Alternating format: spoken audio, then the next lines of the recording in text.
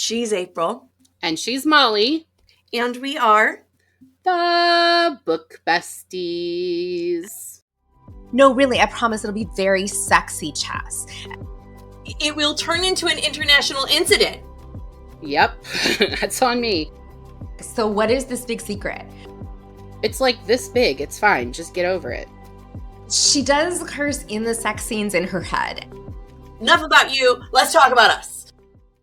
With our special guest and returning friend, Emma Berry. She's not just a returning friend. She's our friend and a returning special guest. You guys know what I mean. She's a friend who's returning. Who's an author and a special guest. She's all the things. Things. Emma Berry. Welcome back. April, Molly, thank you so much for having me. I'm so excited to be here.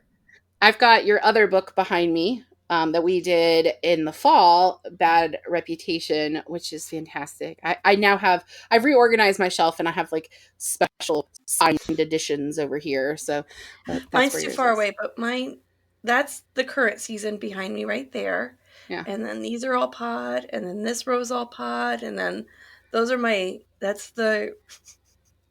that's my notebook graveyard for my retired projects. It's important to have a place where you put them to rest. Do you have like a ceremony when you put them up there? When they leave because I have a pocket over here, and the pocket over here is the ones I'm certain I'm coming back to. Eventually I will come back to you. This is the ones I've given up hope on.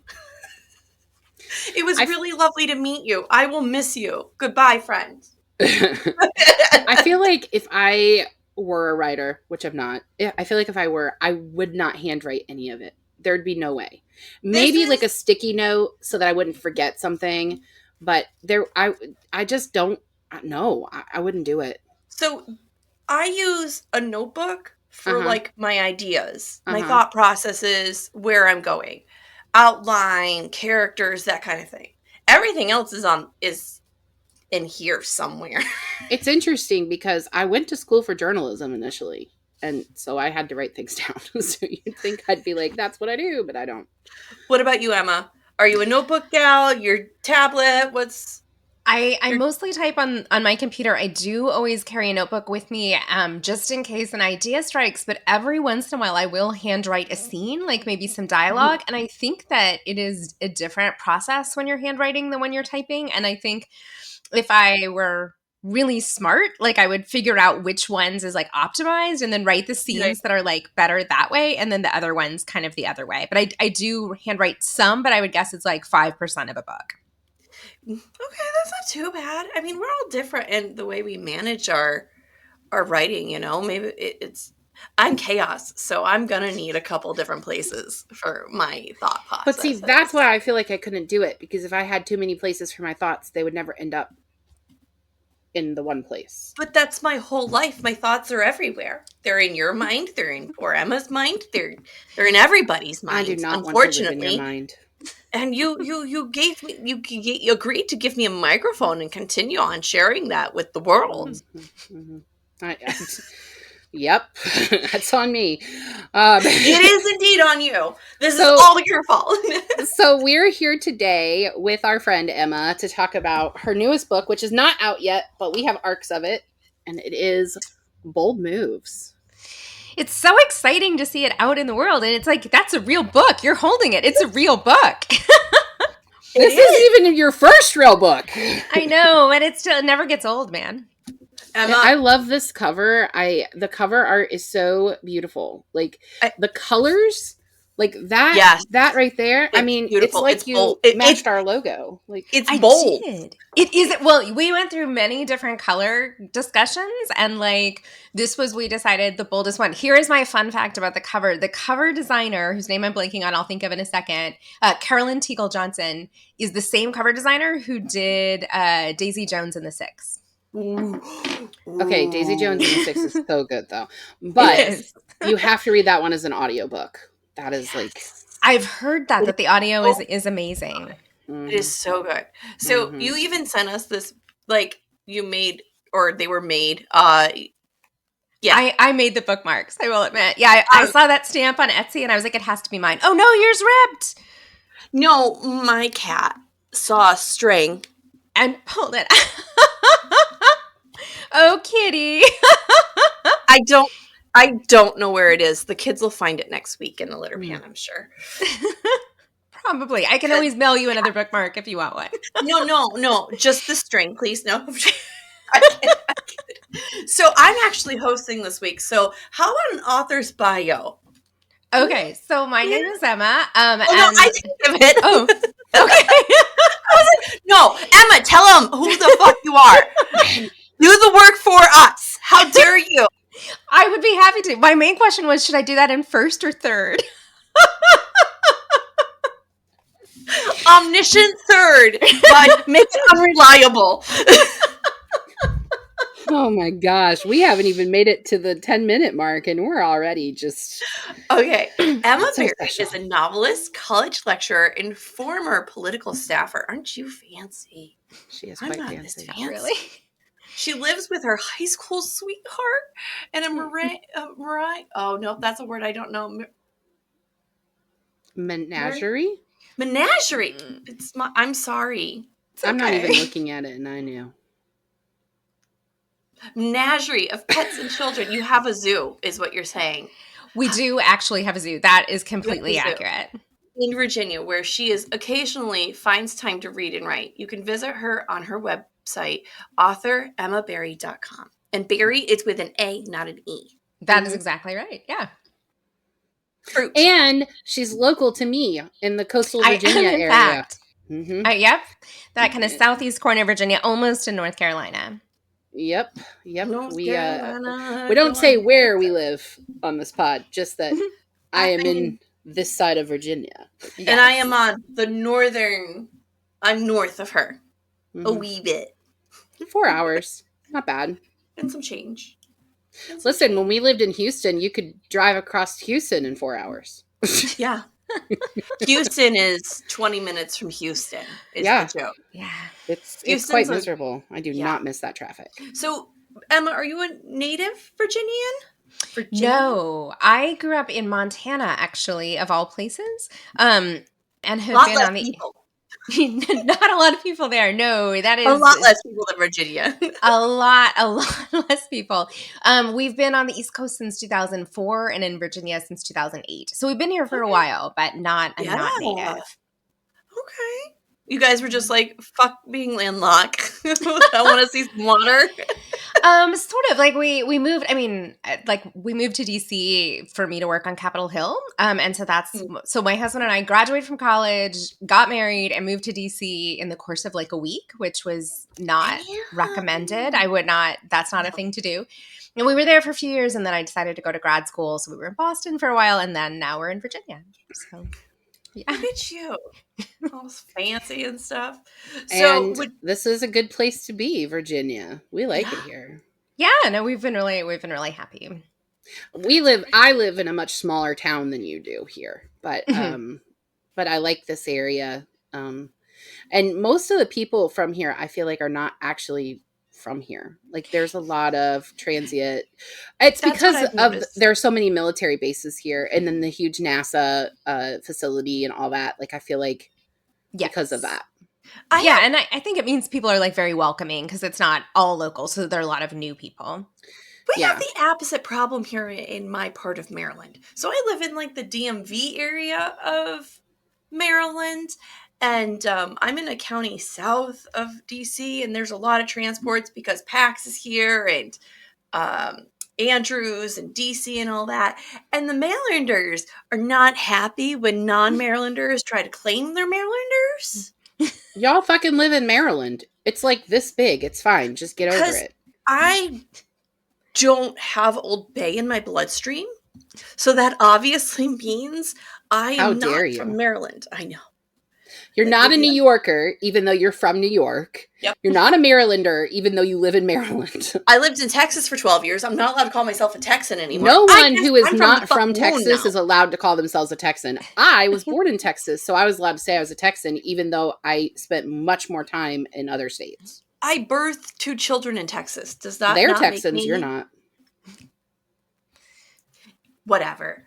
Whatever. So, Emma, I would love for you to give a synopsis of Bold Moves, please, so that we can talk about this amazing book. I would Because love I to. shut up. So the setup is that Jamie Croft he writes TV shows and like directs them. He's a showrunner, and he had a show that was like an unexpected hit. It was like this docudrama about his father being arrested. His father was a doctor for selling prescription drugs, and he turned this into a drama, kind of as a way, I think, to come to terms with it. It was like a big hit for my not Netflix.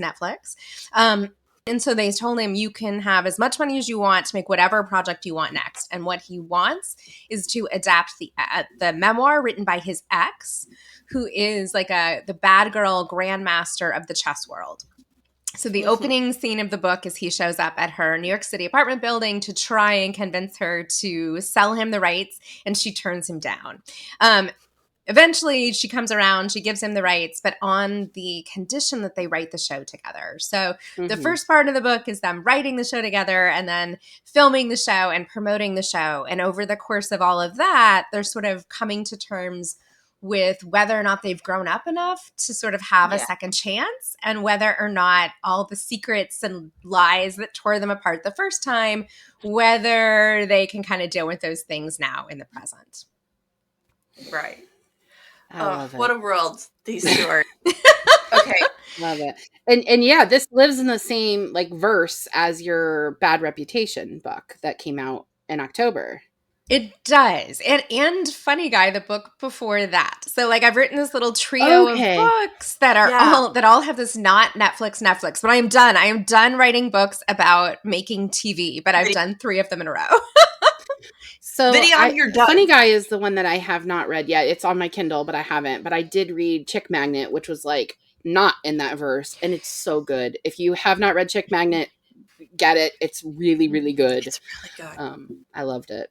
I mean, I saw a meme the other day that was like dinosaurs turned into chicken, and then chicken turned into nuggets, and then nuggets turned into dinosaur nuggets. And I was like, do I send this to Emma? Is this something I text her, or are we not in that place? People send me chicken memes all the time, and it's amazing. Somebody else sent me a reel, and it was like, tell me your boyfriend's a good boyfriend without telling me he's a good boyfriend. And it was a woman showing her boyfriend had put together a spreadsheet of all the different kinds of chicks she could buy at the feed store. And I was like, oh yes, very good boyfriend. Boyfriends. So yeah. I really thought you were going in a different direction with that, because I just saw the guy that has the spreadsheet of all the food his girlfriend likes. So it's restaurant, her favorite meal, her backup meal. That dude is going places. Yeah. And she like better marry that man. Yeah, yes. Like she's like scrolling through it, and it's got like her shoe size, like what size dress she is. Like Tom and I have been married for 15 years this year, and I promise you that if he went to a restaurant that we go to all the time, he still would not know what to order for me. I'm 90% certain Matt could get about 75% of my order right, depending on where we go. He also feels like I won't remember his order, and he always tells me he wants olives. And I'm like, I fucking know. Like, when I come in places, they're like, this sandwich needs extra olives, right? And I'm like, yeah, because I literally tell them, fill it with olives, just because you always think I don't know that you need olives. Marriage. I know. Marriage. Not for everyone. Oh, and man. straight to jail. Okay, so let's get the big question out of the way. Okay. Why chess? It's a good part of our storyline and the passion of our female lead, Scarlett. We'd love to hear about your research and if it helped improve your game. So why chess? So the origin story on this book, I have to like back up a little ways, is that I have been trying to sell this book to my publisher for like 3 books now. And they kept saying no, because the original version of it was that he was a small town mayor and that she had left the small town. She was a travel writer in the original version and then comes back. And I thought they were going to buy that book right after Chick Magnet, actually. So that was the first time I gave them the proposal. And I was just convinced they were going to go for it. I gave them 2 proposals. And when they said funny guy, I was kind of like, what? It was like the like double take, like cartoon character meme. I actually kind of freaked out at my agent and I was like, I don't think I can write that book. And she was like, you told them you could write that book. And I was like, I You lied. have to write it now. So I wrote funny I'm guy. a big fat liar. Throw me in jail. I was like, wait, that was just smoke. I thought they weren't going to say yes. And so I wrote funny guy. And then I gave them the proposal again. And then they were like, no, we don't want anything political. And I was like, oh, it won't be political. And they were like, we know, we don't care. And so they passed. And that's when I wrote Bad Reputation. But I really wanted to write a second chance romance. Like, I really wanted that to be my next trope. So one of my kids started playing chess and joined the school chess team. And so I was like going to all of these chess tournaments and chaperoning chess events. And I just became really interested in the game. And then my kid and my husband were playing a lot, and my husband plays very well. I, at this point, could not play chess. Details. And then I rewrote the proposal. just a minor thing. So I rewrote the proposal around chess. And then there, she had left and become this big chess star. He had stayed in town, and he was initially going to be a high school teacher and like the coach of the chess team. And then she comes back in disgrace. And they were like, oh, we like that, but we wanted to be in the same world as Bad Reputation. And so I was like, oh, crap. So then I rewrote the proposal a third time, and then it had to have this TV angle. And so that was how it became that. So that was where it came from. But then I really liked, as I began to learn to play, because I did learn how to play chess to write the book, I love chess as a metaphor, the way that it's both Scarlett is very studied. Yes. And like everything that she does, she's always like thinking several moves ahead, and everything is always a gambit, and everything is calculated in some way, but also that she's a very unpredictable player. Like that's and she's a very aggressive player. And that becomes kind of this metaphor for her. And that Jamie is kind of never learned to play chess. And that is also sort of a metaphor. And then like he eventually learns, and that helps him understand her better. So anyway, it became, I thought, a very nice metaphor for her personality and the differences between them. Yeah. But it was initially me just trying to sell them this like frickin' second chance romance that I really wanted to write, and just trying to figure out like the right thing that they were going to go for. But yeah, in that call, I was like, chess. And there was this pause, and I was like, no, really, I promise it'll be very sexy chess. And so that was actually the working title for a long time, was Sexy Chess. Like that's what the manuscript was called. You know what though? This is the true side of working in the traditional publishing world. Yeah. You're gonna have to go back and forth. You're gonna have to play tennis. You're gonna have to do this volley. So yeah, it seems like that's a lot of chess research. Like I like the idea of chess, and I like to think that I'm a good chess player because I won first place in a competition at summer camp. I read this book and went, I don't know what these chess things are. I had never even heard of a queen's kiss, and apparently that's a super famous move, which by the way is awesome named. And I was just like, I don't know chess. Also, my youngest son and my husband have been playing chess together, and here's how I feel about chess. First of all, in case you're wondering if you have to know how to play chess to read this book, you don't. You do not have to know about chess in order to read this book. It's not like super heavy in the things. And what Emma does, what you do is you explain the parts that are chess heavy. Here's what I have learned about how I feel about chess. I only want to play chess with people that are not smarter than me. That's it. I'm not playing chess. My husband is smarter than me, and both my sons are smarter than me, and I don't want to play chess with any of them because I don't think I'll win, and I like to win. And that's it. That's it. Go ahead. Sorry, Emma. Oh, it's okay. The best part about learning to play, and I will say to this day, I play very badly. I'm not a good player personally, but I learned to play just well enough that I could watch it and enjoy it. And so I can't play at that level, but I do enjoy watching really smart people play. So like as I was finishing up the edits, the candidates tournament was happening, the real one. And like at the most recent candidates, the number one player in the world, like completely came unglued. Like he played terribly.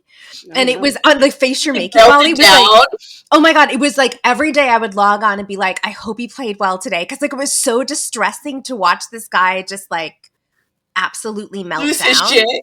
Yes, but it was like such human drama, and like I can follow it just enough that I could watch his games and be like, oh crap, he blundered. Like I could see it, right? And so like that was what was good. Not that I play at that level, but being able to like appreciate people who do play at that level. I mean, that's how I feel about the Olympics. I love watching the Olympics. I love like getting to see people at their peak, and I can't do any of that shit. There's just no fucking way. I bet I could get in a bobsled. Put me in the little slicker and the helmet. That's and a terrible idea. It's actually a luge. The single person luge, just shove me in it. It's fine. That's I'll a go terrible fast. idea. That's a terrible idea. I'm here for it because I can't play chess. And I'm not going The only thing that I could play in the Olympics, well, I mean, I could probably do the breakdancing as well as the Australian woman did, but softball's coming back to the Olympics with the next Olympics, which makes me really happy. Anyway, that's not relevant, but I still love watching and playing softball. So I didn't really realize that chess was like this, the way that you have it in your book. And I guess I know that I'm deviating from the questions here, but is the chess divided by gender the way that it's described in your book? Yes. So the division in chess is there is a women's division, which is cis women only. Trans women cannot play in that league. And then there is an open league.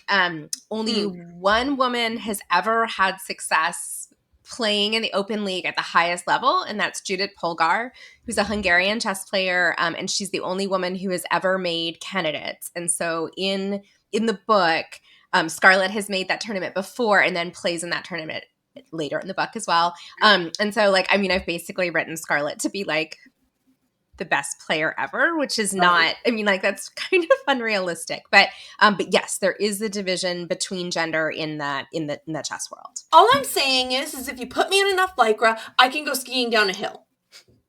That's all I'm saying. I want a helmet and Lycra. It'll be fine. No. Why not? That is a terrible idea. We'll finally be able to do you put, know like, that the logo fun everywhere ways to people die can see. But or dumb everybody ways to would die? listen to Book Besties finally. That will be your dumb way to die. But you know what? Look, get all the profits after I'm gone. Make sure my kids have college money.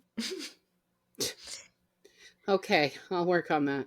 Okay. So Scarlett is like the best of the best. Yeah. And she's kind of a badass. Yeah. She is indeed, which was highly aspirational. Like I feel like in real life I am not that way at all. And I'm much more self-doubty. And so writing a character who is not only the best, but like is very confident that she's the best is not, it's very aspirational for me. It's like Beyonce and Sasha Fierce. It changed personality. Yes, indeed. Exactly. So since although in this book there are nods to Taylor. There are many nods to Taylor. Olivia Rodrigo. There's also nods to Twilight in there. I'm assuming you did that for us and only us. Yes, that's totally it. That's how I'm keeping it in my mind, Emma. Any Twilight nods in your books are we for asked us. her if vampires have sperm, and then she put Twilight in her book. I'm claiming that. I'm claiming it. I think you should go with that. Good. Any Twilight nods any author puts in from here on out is obviously for us and us only. Of course it is. Totally. Okay. So since we're talking about Scarlett, I would love to move on to my next question, which is Scarlett is going home again, and she is hesitant. This is a feeling I feel I personally relate to, but it's certainly I'm certain others will too when they read this. Why this struggle? Why put her in this place? Yeah, I mean, I think that sense of like going home, but that home is not easy is more dramatic than going home if home is beloved, right? And so, yeah, so I think for me it's just more interesting that way, and I think the genre convention is often like going home when you're missing home, going home when you're homesick, going home after failure, kind of, and I guess it was just going home after success, where home isn't easy, where home was where you didn't always feel welcome. I find that more interesting, I guess. So it just felt more dramatic. Yeah. It felt realistic. Yeah. You know what I mean?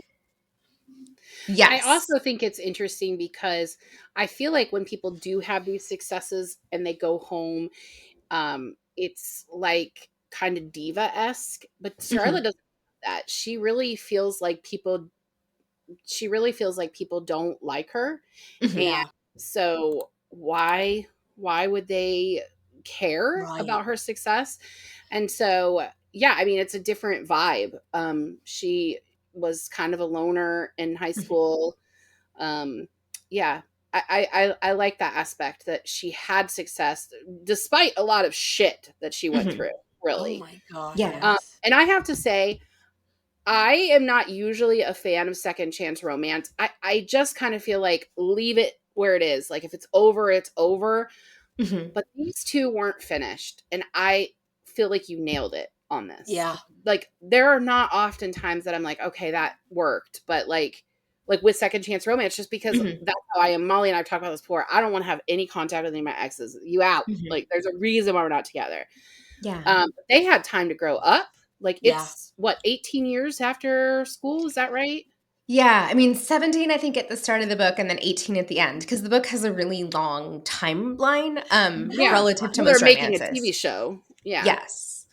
Yeah, and for me, I mean, I personally love a second chance, but I think it does need to be a long time in the breakup. So like Mhm. I guess I do like second chance when it's kind of like second chance with a first love. I also then if they were very young when they were together the first time, I'm often more forgiving of like why they broke up and more likely to believe that they really have changed now that they're adults. Right. And I think the key with second chance is why can they make it work now and they couldn't before? And so like Right. I'm glad that it worked because I really wanted to have a good answer as to why that was. Yeah. Right. And I think you're right. Anytime it's a second chance romance and it hasn't been that long, I'm like, but these two, they have Right. different lives, they have different careers, they had different struggles. Like Jamie went from like the golden life, right? He lived a very charmed life to, oh fuck, my dad is a criminal. Like he's in Yes. prison. Like that's a huge swing of things, right? Yeah. So Yes. yeah, I do think it worked. Yeah. I also think this is your sexiest book. By far. There is a lot more sex in this book than there is in the previous 3 contemporaries that I've written. And I think there were reasons why I felt like this story needed more sex on the page than my previous ones did. And you know, for me, it's always a question about like, what does the sex scene do? Like, what is it accomplishing? And I think without getting too much into it, I think the early sex scenes in the book are about their vulnerabilities and kind of like, are we in a different place? And then the later sex scenes in the book are about comfort and also showing us, I think, their growth. And so like I felt like we need a scene from her POV early and we need a scene from his POV early and then we need a scene from her POV late and a scene from his POV late. And so that just meant writing a lot more sex for sure. Yeah. You do I think it also helped like reveal that it wasn't one-sided because we kind of get this feeling like the beginning, like Jamie is still into her and he never really got over her, but we don't get those vibes from Scarlett. Until she's like, I'm gonna play strip chess. And then I was like, yes. All right, let's go, girl. And that whole scene. Yeah. Sorry, go on, Melly. Sorry. No, it's just you do this thing that other authors do. If an author is told to add more spice, they just shove it in there. And it was very warranted throughout this book and very necessary for these characters and how they process their emotions. The sex wasn't just about the physical for them. It was about how they were processing what was going on in their relationship. Yeah. Yes. And this is, I will say, like, for me, I usually write these books that are very, like, watercolory emotion wise. And, like, I tend to write characters who are more in their heads and are not as emotional, maybe. Like, they're more kind of like head people than heart people. And these are characters, both of them really, who are more heart people. I mean, they're both very smart, but they use their intelligence to like mask or control their emotions if they feel things real big. And so like the emotions in this book feel very big relative to a lot of the other things that I've written. And I think the amount of sex kind of reflected that. So I'm glad that it came through, that it was about like what was at stake emotionally in those moments, because certainly that's what I was thinking about as I was writing them. Right. Yeah. Agreed. So since we're still on Scarlett. Scarlett wasn't going to option her book till Jamie pretty much ambushes her in her lobby. Mm-hmm. Who do you really think wanted this more? Was it Jamie? Was it Scarlett? This is for April and I. What? Just keep going. Nope. Who wanted it more? Who was really... Yeah. I think he wants the book more, and then as soon as she sees him, she agrees to option it to him because she wants to see him. So I think that's what that moment is about. And I have to tell you that the second chapter of the book, which is the one where she like talks herself into selling it to him, the initial way I wrote that chapter was like she starts walking up the stairs and like just thinks, like the whole chapter was in her head. There was no dialogue, whatever. And then she got to the top of the stairs and was like, okay, I'm going to sell it to him. And I finished writing it. And then I was like, Emma, you cannot write a chapter of like 12 pages of thinking. Like no one wants that. Who has not been there and brain dumped a whole chapter of an inner monologue and then sat back and like... I mean, that's all of the Hunger Games. So. Right, but also... Yes, but like I was actually, there's a chapter in Portrait of a Lady by Henry James that's literally like character sits in chair and changes life over the course of 20 pages. And then I was like, Emma, you are not fucking Henry James. Like you cannot do that. And so I can pretend in my head. I can pretend in my head I'm like Henry. It's like Portrait of a Lady, both moves. They're the same thing. Totally the same. I'm completely... If you close your eyes. Yes. So I had to change that one so that there was some talking and there was like some action and it wasn't just like Scarlett thinks for 12 pages. Yeah. Yeah. Good call. I mean, I've been there though. Like, I don't trust any author who hasn't gone, oh shit, this is just all inner monologue. I should do more. Yes, and I will say I think there are readers who only want to read dialogue and action. That's all they want in a book. I mean, I saw a post on like Reddit the other day on the romance subreddit where someone was like, I just skim all of the paragraphs that are just description or like thinking, and I was like, oh, I mean, there are certainly readers out there. When you do that, friends. Yeah, but again, and that's fine. It's fine to have that preference. It's just that like that is certainly not the way that I write. So yeah, I think Scarlett is I want to say isolated, but that's not really the right term. But she doesn't really have people, so I think her info dumping for 12 pages, like that would have worked for her. That math. But it probably didn't work for readers. I get it. But yeah, she doesn't even really, I mean, realize that she has people, but she has people. Right. Yes. I think the self-isolation goes with the chess. You know, like when you become a solo act, i.e. single tennis player, Olympian who's on a luge team, whatever. It is... I'm not letting this go now, April. I'm not. You can only rely on yourselves. And I feel like that's probably what happened. You know, she couldn't rely on her mom. She couldn't rely on boys just disappointed her. The men in her world just keep disappointing her. Like, yeah. And that's where the chess thing comes in again, and that like you're sitting up there, it's you across from somebody else, and like it is one-on-one, and you don't even have coaches, like it's just you, and so that's where it comes from. Yeah, I mean, so she thinks of herself as being like this island of one at the beginning of the book. She's really not, but it's going to take her a while to realize that. But that's a lot of like, internalized self-isolation that. Yes, that's her wound, I think right? I think it's also some childhood trauma, which yes, I won't go too much into because it does have some spoilers in it. But yeah, but again, Scarlett needs a therapist. She does actually. Many you have a heavy conversation here. The fall of a small town and how drugs play a part in it. We see this with different drugs. In my home county in New York, it's meth and prescription drugs and whatnot. And heroin in my town in Ohio. while we're in a romance novel world you build already, really, you're already staging, the truth is highlighted too. Not all is sunny in Musgrove. I want to talk about it, please. Yeah. I mean, that is honest to my experience of growing up, in north central Montana, is that like small towns are not often idyllic. And I do understand that that's not the small town world that many readers want, Stars Hollow. And like, I totally get that. And, I enjoy reading the small town with 3 cupcake shops, sometimes 2.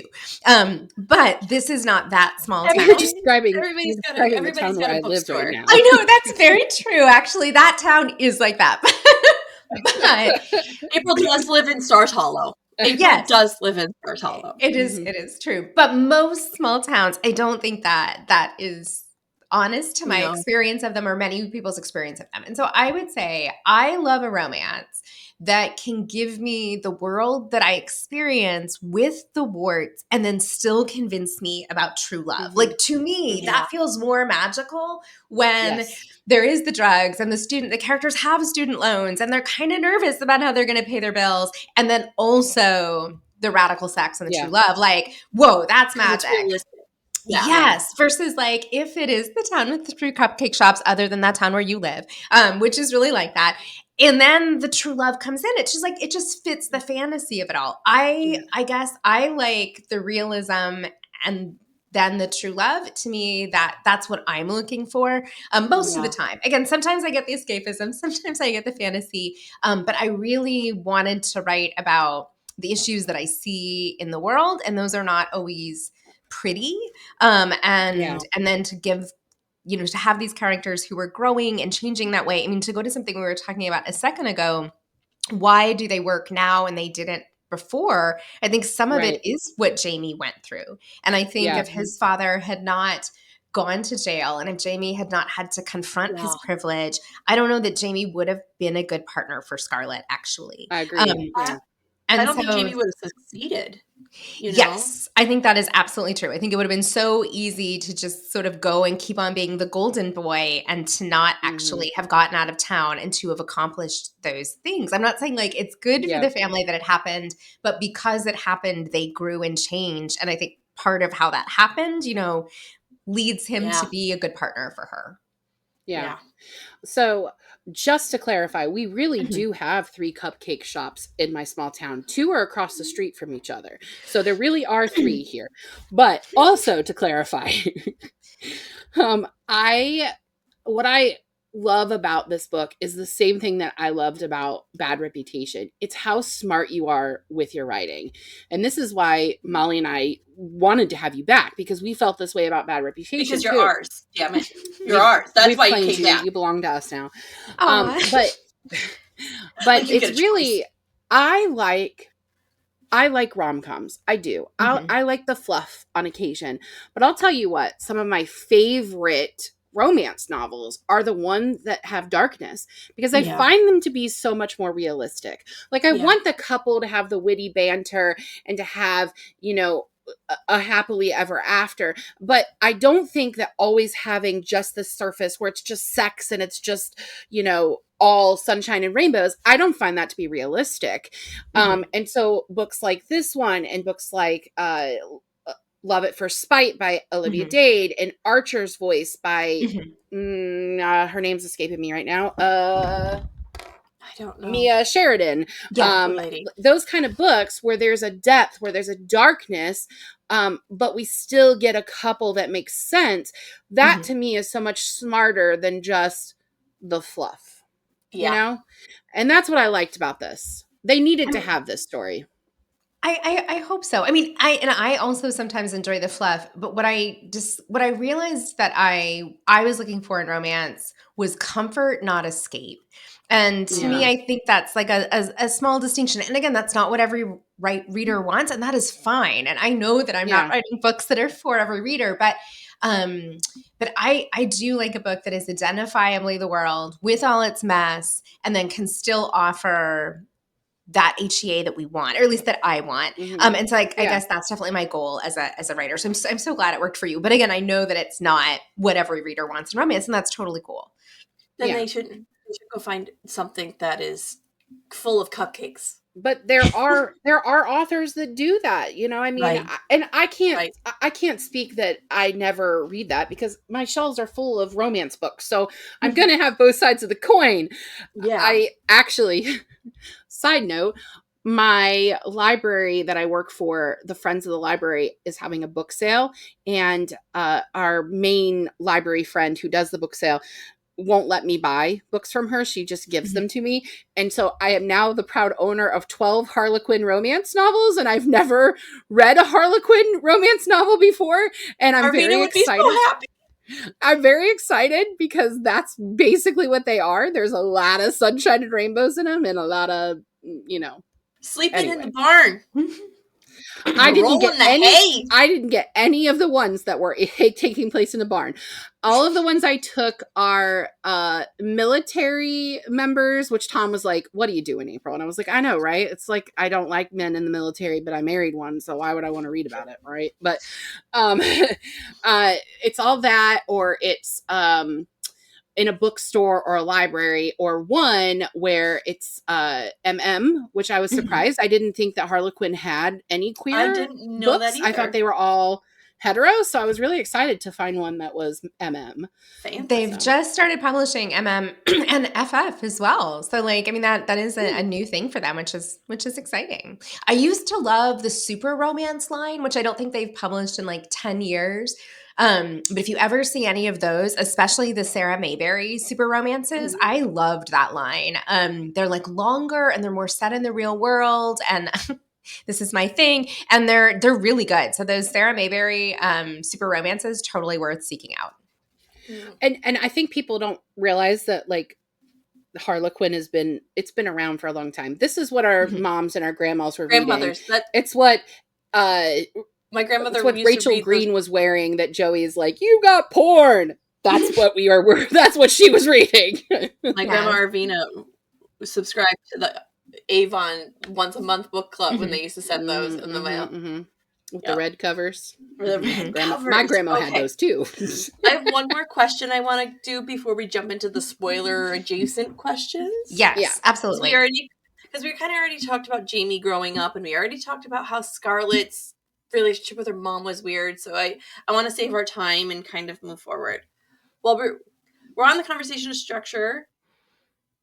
Yes, I want to talk about which we're going to have a conversation about structure in a little bit because it's a spoilery question. But I want to talk about how you choose to only highlight certain parts of the filming process and production process. While in your last book, Bad Reputations was set on a set. And you like that? Set on a set. This kind of runs us through the whole gambit, again, of the process from creating a script to the premiere. Did you know this is how you wanted to structure the story, or did this happen organically over time as you were writing?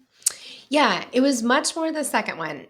Because I'd just written, so Funny Guy takes place backstage during this like SNL like show. And so it's like very much gets into like the nitty gritty of how they write and shoot SNL or not SNL. And then Bad Reputation is so much about the nitty gritty of like sex scenes, right? And like how they're choreographed and how they're rehearsed and how they're shot. And like all of that is very, very like micro.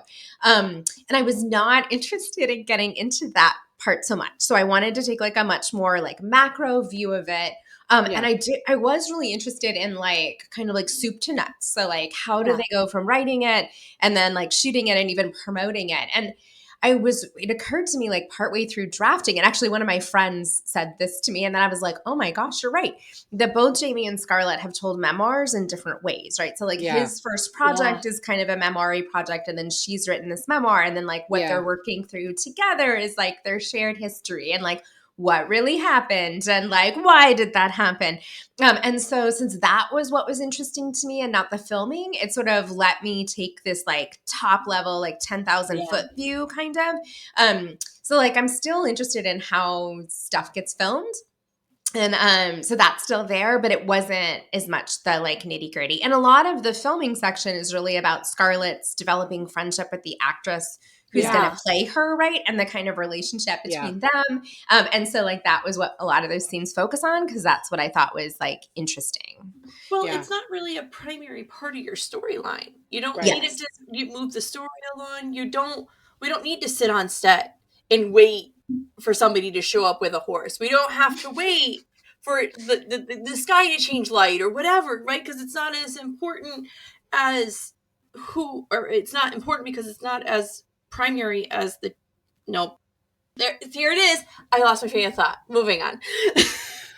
Yeah, I liked that you focused more on the writing that they were doing in this one, because that made sense for these characters. Yeah. Like in Bad Reputation, it made sense that the focus was on the intimacy coordination, because that's what one of the characters was. For this one, it made sense that the focus was on how the writing turned out. You got forced proximity in there. It's like, yeah, I don't know. Yeah. I don't know. I'm with this person.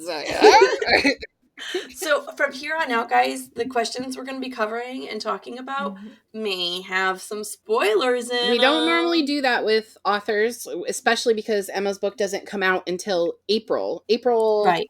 22nd.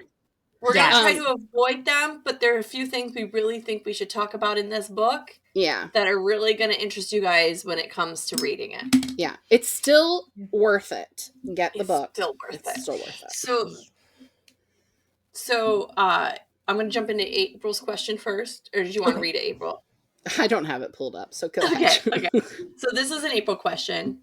I can argue both sides of the coin that Scarlett is right for what she did, and that she did was kind of a villain. How do you want your audience to see her?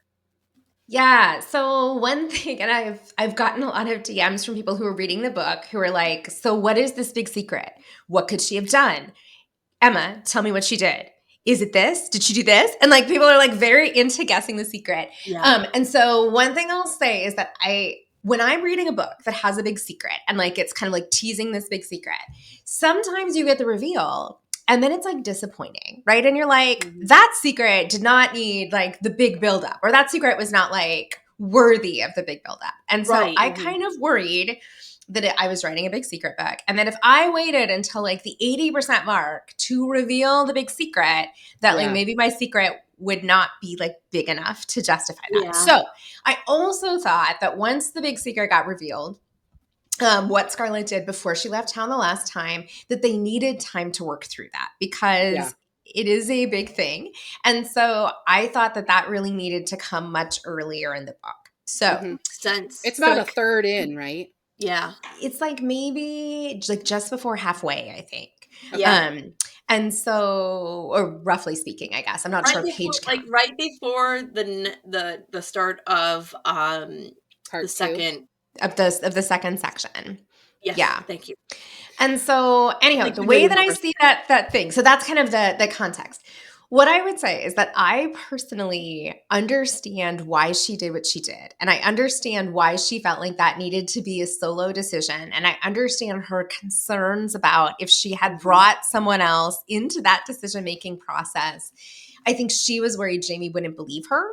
And I think she also, she says to him, I thought that if I told you this, you would have to do something about it. And I didn't want you to have to do that. And I think she means that very sincerely. Yeah. And so did she make the right call? I think she made the best call that Scarlett, as an 18-year-old, who's basically raised herself, who doesn't feel like she has friends, who doesn't feel like she has an involved parent. I think she made the best call she could make in that moment. And I at least am very much on her side. But I am also incredibly sympathetic to Jamie getting that news and being like, I was in love with you. Like, I was very serious about you. You made this decision unilaterally. It is a decision that primarily did not affect you, that primarily affected other people.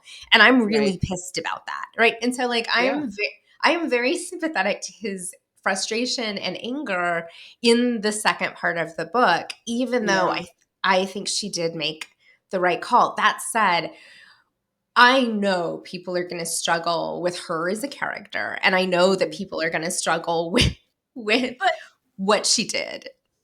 But you want characters that are this complex. Yeah, they need 3D. I don't want to read flat, single surface characters. I want somebody that's going to be this complex. Yeah. You know what I mean? And also, like, I can't believe she told him. I think she had to tell him. She had to tell him. I am dying with that secret. Here, a bad human. I am dying with that secret. Here's the thing. I guessed that this was what she did, mostly because English teacher brain, and I kept thinking to myself, they've never said how he got caught. And I just kept thinking to myself, that would be something. But here's how I feel about Scarlett. I don't use this term lightly. I feel like she's a bit autistic coded.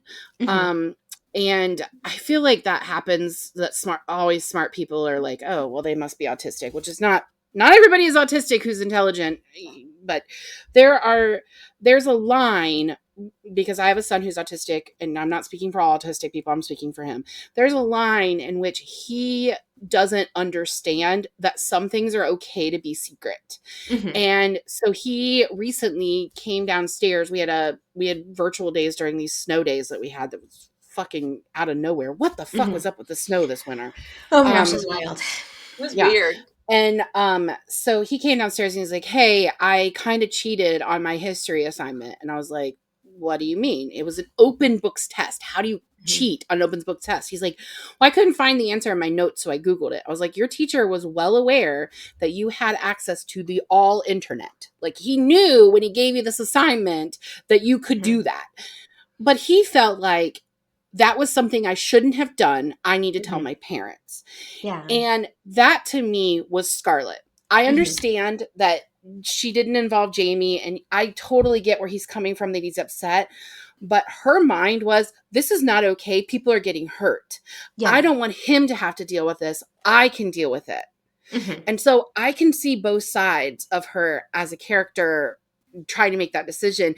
And for me, that made her both deeply dislikable and deeply likable. She's like a Sheldon Cooper character, or no, better yet, Amy Farrah Fowler from Big Bang Theory. Amy does not have social skills. Like, they're bad. But she's so lovable. Like, she does things with heart. And that's how I felt like Scarlett was. Yeah. And they needed to have a reason why she would just bounce. I mean, it wasn't. I get her reasoning. I get her thought process. Having those big feelings at such a young age really alters our brain chemistry. Yeah. And her choices, honestly, I don't know what I would have done in her shoes. I mean, I'll tell you what, I'm a mandatory reporter as an educator. I am not a mandatory reporter as a public librarian. And that is a difficult situation to be in, because when I'm in the schools, I love these kids deeply and I feel like I need to protect them and I have to legally report these things. But it also means that things could go bad for them, right? In the public library, I see things that happen and I don't have to report it, but I also care about these people. It's a hard line to be on, you know? Yeah. Scarlett is somewhat based on one of my grandfathers who he was orphaned when he was a kid, and he grew up to be a lawyer and then a judge. And I think in part, he might have been on the spectrum had he lived in a different period where that would have been diagnosable. But also, I think the result of losing his parents when he was really young, the combination of those two things, like, he was incredibly smart, just legitimately brilliant, but not sensitive to how social stuff works. And like in his family Christmas letter every year, he would reveal like intimate details of like family drama. And this Christmas letter went to like every federal judge on the East Coast. And he would like reveal that my uncle was having an affair. And like, to him, this is just like a thing that happened in the family. And like, he wouldn't think like that might be really like problematic. But he also was incredibly clear on like what is right and what is wrong. And like, and so I think her sense of like, this is wrong, it's hurting people.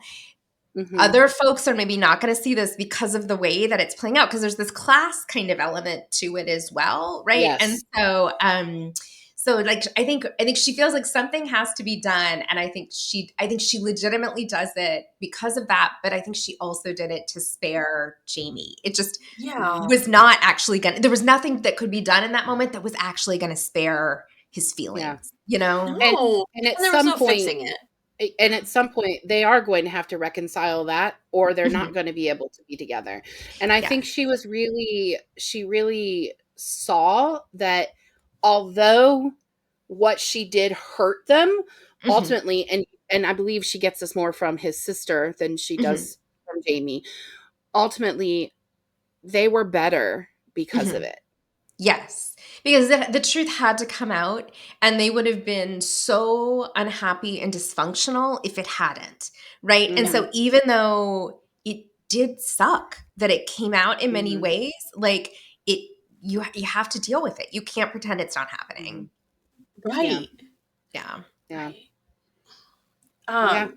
So I want to jump back to our formatting question real quick. Yeah. So we were talking about how it was broken into 3 sections. Yes. So can you please share with us how you decided to split the book up into 3 parts? Was this more to lean into the chess theme or more to help out with your timeline? Because I'm nosy as a writer. Yeah. No, I'm super happy to answer that question. Once I decided that the truth had to come out, roughly halfway through the book, there was that. So it was going to be like truth and reconciliation, right? That was going to be like the structure. And then I became really fascinated with the idea that in the early part of the book, as you were saying a second ago, April, this is, I think, totally right. Once they see each other again, he's like flabbergasted by seeing her. And he thought, I think, that he was over her. And it's like, oh, crap, I was really, really, really not over her. And then he feels like an idiot because he thinks she's moved on and he very, very clearly hasn't.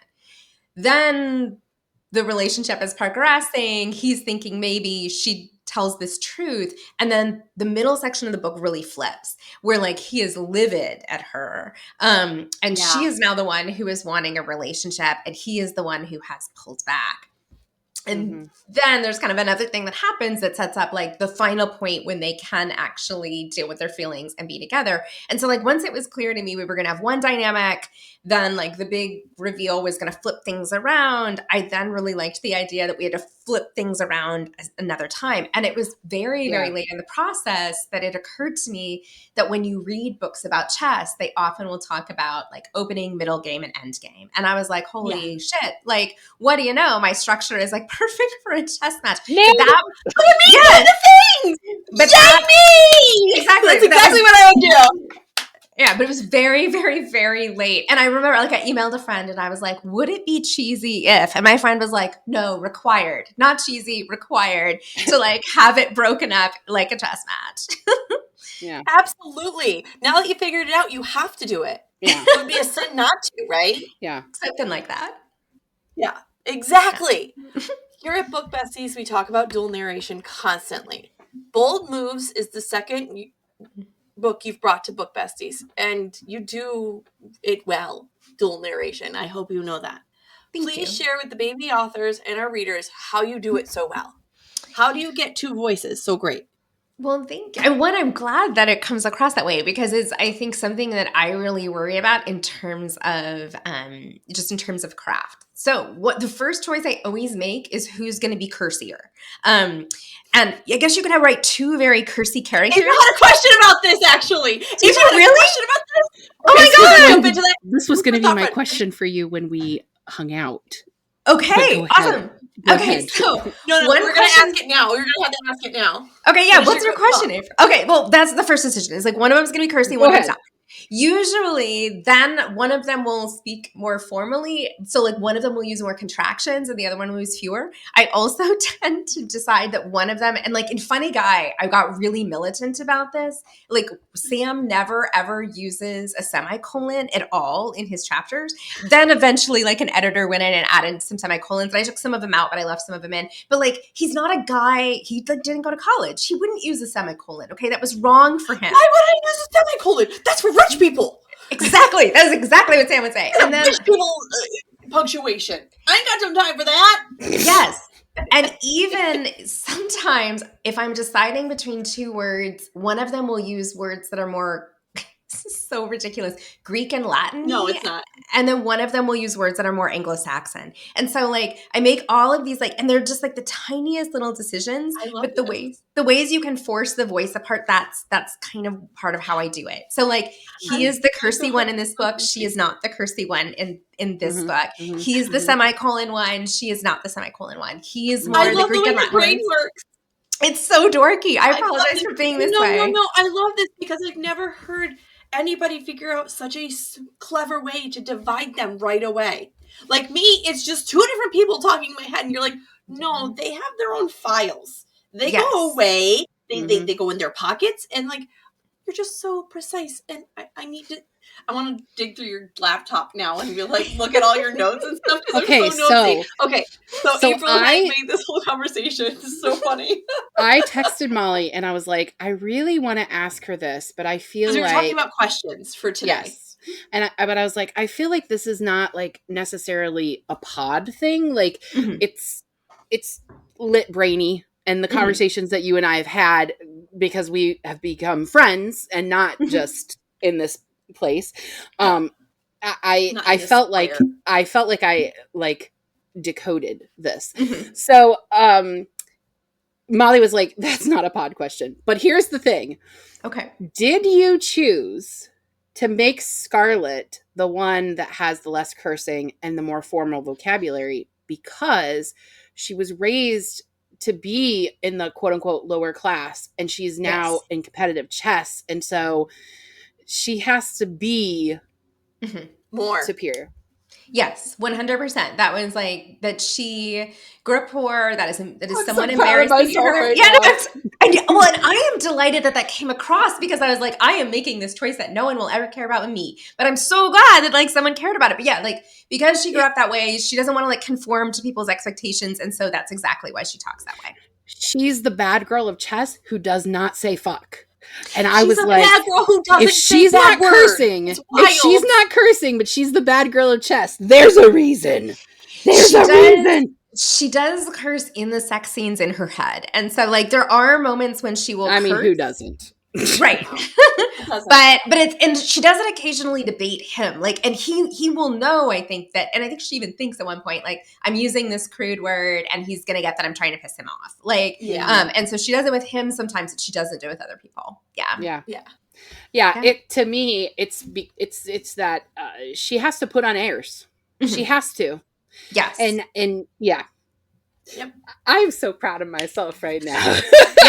I can't believe you rolled around to this. That's like a whole 360 for us. This is wild. Okay, I got 3 more questions for you. Okay. The last 2 are April questions. This is the 3rd book I've read of yours, April. Yes. I don't know how to say. I don't do an April voice. This is the 3rd book I've read of yours. Why do I sound like that? I don't know. I'm just trying. And then I go ahead and put my voice all the way up here to refute that that's not what I sound like. So, awesome. One last time, I'm going to try this question.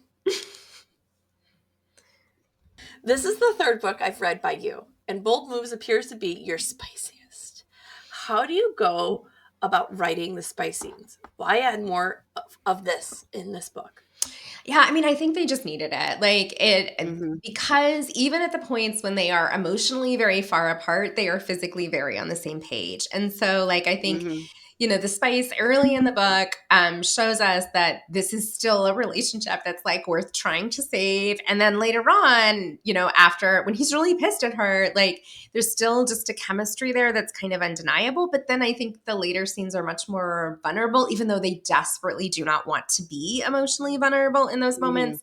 And so I don't know, like there's times when I'll write the sex very early in the book. And then if I'm struggling with like what the couple has in common or why they should be together, I'll go back and read those scenes. And I'm like, this is why. And I mean, I don't want to be like sex is the reason they should be together, but I think the sex just was a way for me to access some like emotional truths about them. So this is a book where I wrote the sex very early. And even when I was like writing them fighting, because they fight spectacularly in the book, I would go back to those scenes and be like, this is why they're together. So, well, in second chance romance, like in general, you can't be fuck buddies with your ex. Like the sex might have been good. It might have been good, but the feelings were already there. there was already emotions. So yes. they do break down the barrier. It does break down the barrier of them. But this one is your spiciest, and I was okay with it. I was like, hello.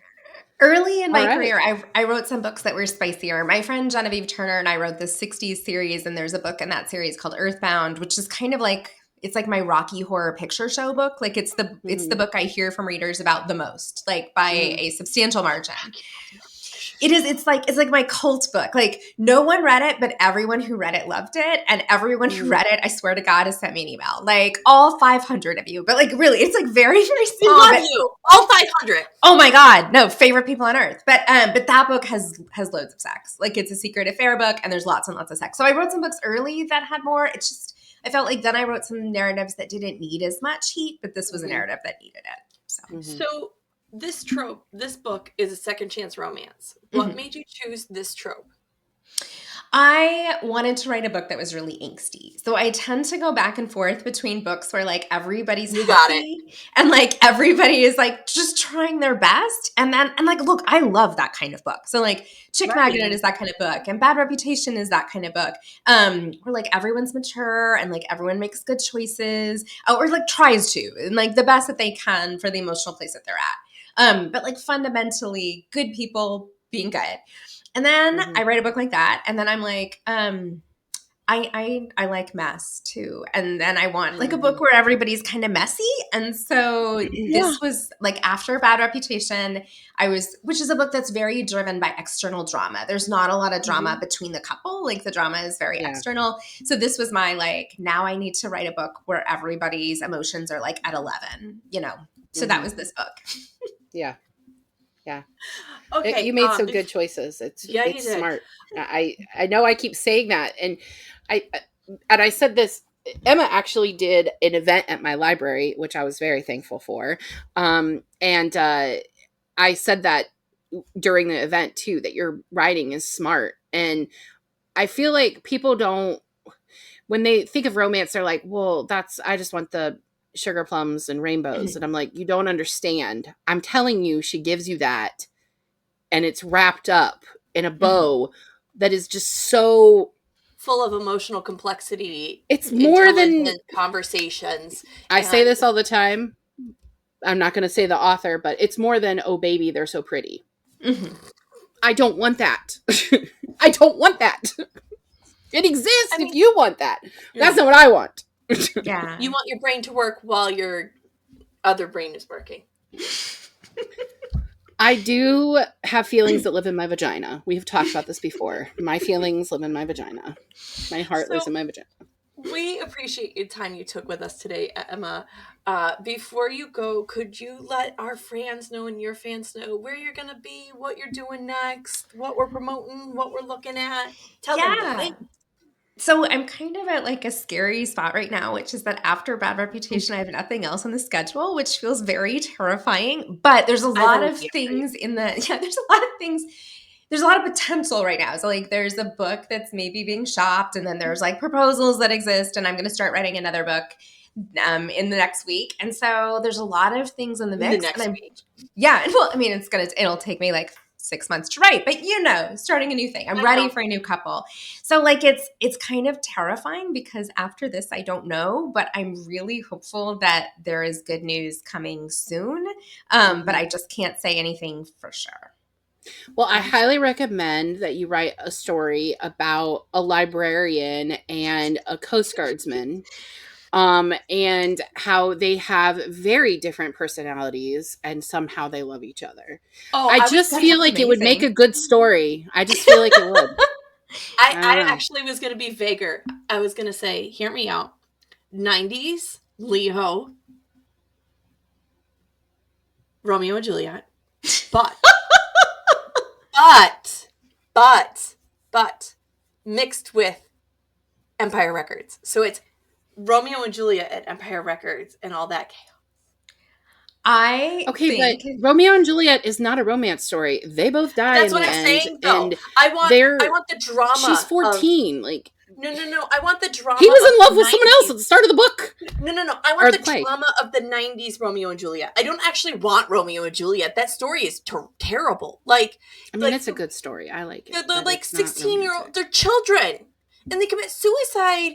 And over what? Mommy said no. No. I mean, that does feel like things that teenagers do, though. They are very nasty. That's a no. Empire Records X. I do think that 90s romance is coming in a big way. Like Y2K I romance. really think it's coming. I very much think that's gonna be it. I will say, like, the thing that I think I may have news on soonest is a dark academic. So like that's like what I'm hoping. We'll bother you later. Yeah. Okay, you have my interest. Fingers crossed. Continue on. So let's talk about what we have coming up. Yes, enough but about before you. We do that, let's talk about us. Before we do that, Emma, thank you so much for coming back on. Yeah, seriously. Honestly, you are welcome anytime. We love you. Hell, you can come read with us if you want. Yeah, if you want to pick a book by somebody else and read and discuss it, we do that with Francesca Zappia. Take the pressure off you and bitch about somebody else's work for a little bit. I would love to. And thank you for having me. And I'm so sorry my internet was being a jerk, but I'm glad that our venue fixed our problem. It's fine. It's all good. I'm not worried about it. All right, so this is our last episode for March. So here's what we have coming up in April. I've got the schedule pulled up because I don't have physical copies of all the books. But the first book that we are covering in April is this book, Shark Heart. Oh my God, this book is so good. When Molly told me that she gave this book 5 stars, I was like, yeah, I'm going to read it just to spite her because there's no way. But it's fucking amazing. So we're going to read Shark Heart it when we cover it because it is just... It's really good. The second book for words. I know. The second book for the month is The Ministry of Time, which Molly put this on, but I wanted to read it. So I'm very excited that we're doing this one. And then I don't have the other one, so put it right here, Tom. We're going to read The Wedding People, it's just been everywhere for a year. That book has been out and it's been everywhere. I can't even get a copy at the library, so I had to break my book buying ban to buy it because otherwise I can't fucking read it. Then we're going to do The God of the Woods, which again, another book that's been everywhere, very, very popular. And we're going to wrap out the month of April with this book, A Wizard's Guide to Defensive Baking. And we're actually going to have my husband back on. He's going to host that episode. He wanted us to cover it. And we're like, well, we'll do it, but you have to come on. I thought Tom and I should be alone have a solo episode where if you want to, I don't really want to read that book anyway, so that's fine with me. I just have a feeling without you there to babysit, it may...